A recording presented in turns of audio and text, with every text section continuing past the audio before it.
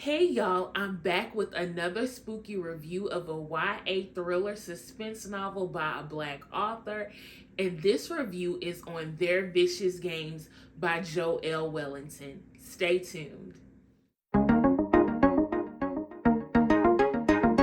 Welcome back to Books with Kimberly. Don't forget to like, comment, share my channel, and subscribe. Y'all, I am so excited to be back with another spooky review.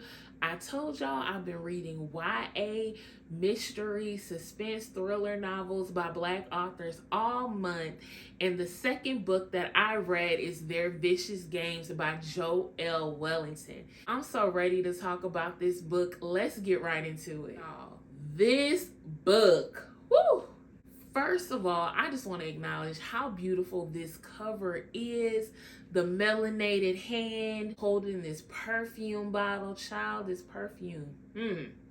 It got the story popping, honey. The story behind this perfume bottle. The book opens up with Adina Walker being at her high school graduation, and even though her mother is telling her congratulations for graduating from the very prestigious Edgewater Academy, Adina is not excited. We find out that Adina got into a physical fight with Esme, who is this rich girl who was jealous that Adina got early acceptance into Yale, the school that she wanted to get into. She was making all of these comments alluding to Adina only getting into Yale because of affirmative action, when that's far from the truth, because Adina worked her tail off at Edgewater Academy. And Adina snaps on her, and Adina ends up losing acceptance into all of her college choices, which her dream school was Yale. And so Tony, who is Adina's best friend, tells her, you need to attend this bonfire and you need to go talk to Pierce Remington the fourth, because he can help you get into the finish. The finish is this test.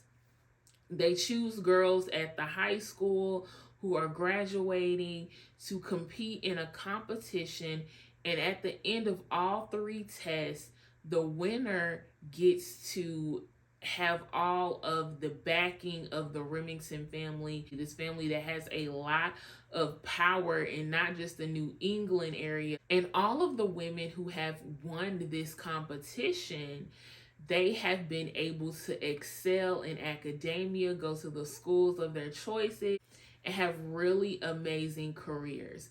So Adina does go talk to Pierce. She ends up getting accepted into the finish. But y'all, we soon find out that the finish is not the competition that Adina was thinking it is. Y'all, this story has been compared to Hunger Games. It's been compared to Squid Games. As a huge fan of Hunger Games, a huge fan of Squid Games, and Alice at Borderland, if you know, you know. I was like, come on, y'all. Don't be comparing this book to Hunger Games and to those TV series unless people are going to die. Y'all, this book went there. It went there, and it really went there. Like, girls were dropping everywhere. This competition, the prize is not only going to the school of your choice, getting the backing of this family, but this particular year, the prize is Pierce Remington the fourth. The stakes are higher, and these girls from prestigious backgrounds have been accepted into the finish so that they can compete to be Pierce's wife. And what they are looking for is that girl who is willing to do anything, even kill, to be a part of the Remington family. And Adina was chosen because of the moment that she had with Pierce at that bonfire, and because Pierce wants to shake up the competition this year. Adina is, of course, scared, shocked, has so many emotions about being in the finish and finding out that she has to either kill or be killed in this competition. I thought this story's premise was amazing, y'all.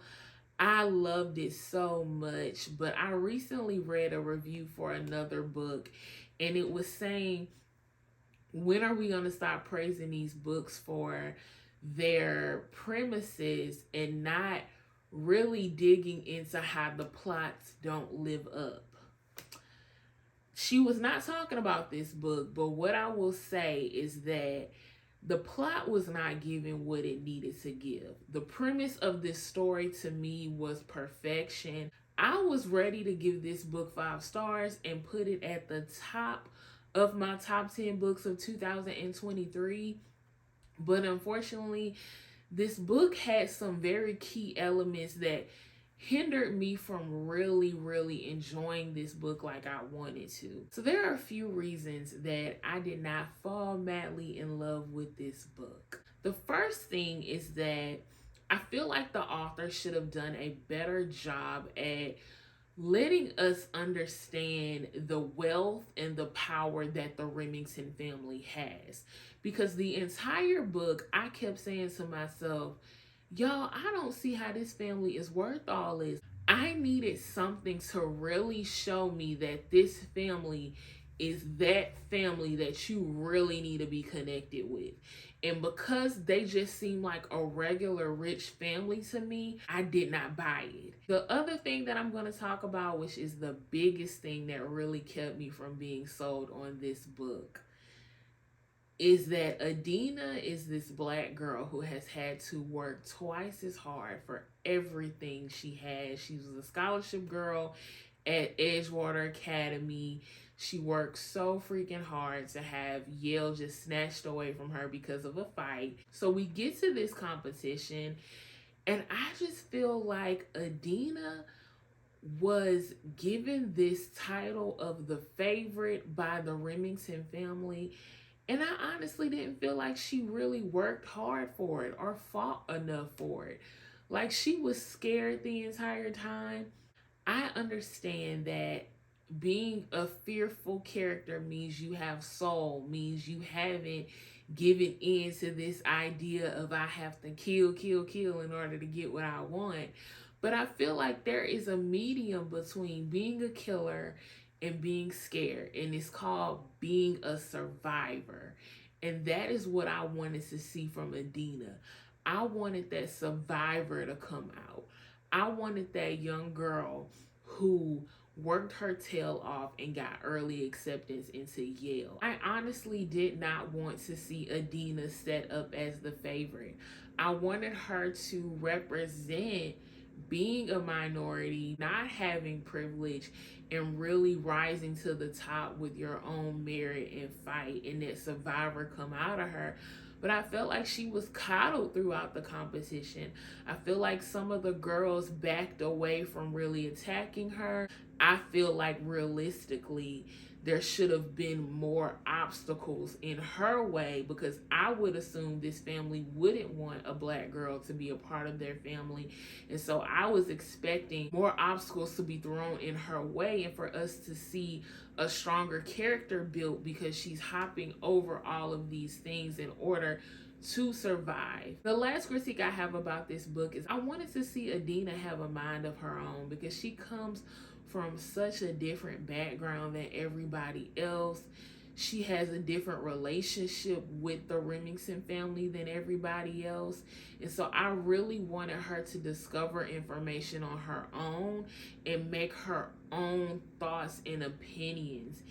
And I just felt like she was really shaped and molded by the other characters and the information they were feeding her. One of her weaknesses that you could see was her lack of knowledge, and the fact that she did depend on the knowledge from these other girls and why they came to the competition. What are they fighting for? What is their knowledge and connection to the Remington family? She depended so much on this knowledge that I felt like that was a weakness for her character. Overall, because this premise was so good, I'm giving this book 4 stars. 3.5 rounding up, but because of the critiques I had, I cannot give it 5 stars, even though I really wanted to.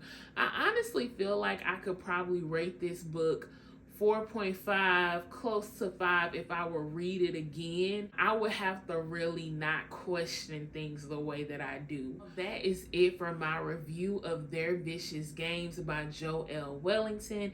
Get down in those comments and let me know if you're reading any spooky books for the month of October. And thanks again for tuning in to a Books with Kimberly video.